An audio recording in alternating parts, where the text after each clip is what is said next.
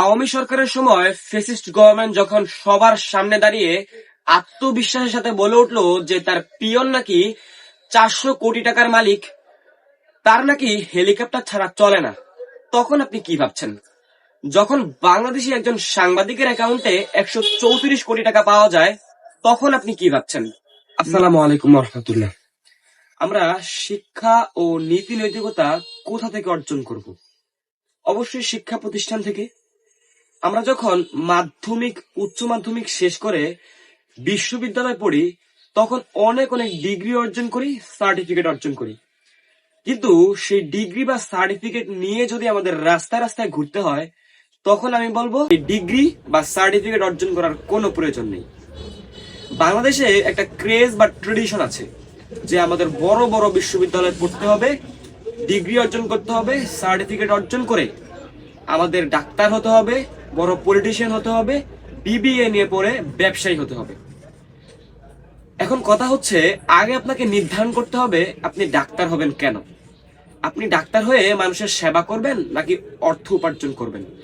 আপনি বড় পলিটিশিয়ান হয়ে দেশকে উদ্ধার করবেন নাকি দেশকে বিপদের মুখে ঠেলে দিয়ে বেআইনি পথে অর্থ উপার্জন করবেন?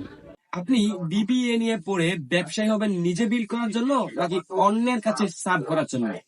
আগে আপনাকে পারপাস ঠিক করতে হবে।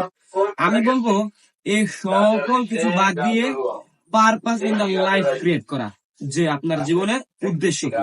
আওয়ামী সরকারের সময় ফ্যাসিস্ট গভর্নমেন্ট যখন সবার সামনে দাঁড়িয়ে আত্মবিশ্বাসের সাথে বলে উঠলো যে তার পিয়ন নাকি 400 কোটি টাকার মালিক, তার নাকি হেলিকপ্টার ছাড়া চলে না, তখন আপনি কি ভাবছেন?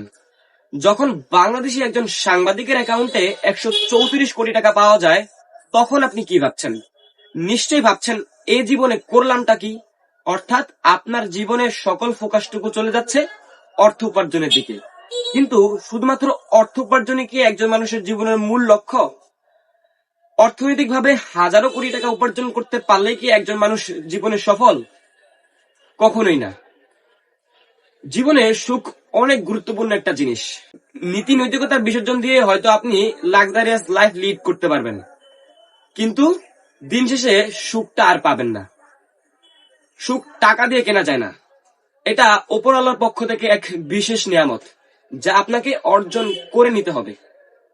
আর এই নিয়ামত আপনি তখনই অর্জন করতে পারবেন যখন আপনি নীতি ও আদর্শের উপর অটল থেকে মানুষের সেবায় নিজেকে নিয়োজিত রাখবেন। যখন আপনার জীবনের উদ্দেশ্য হবে দেশমাতৃকার স্বার্থ রক্ষায় নিজেকে উৎসর্গ করা।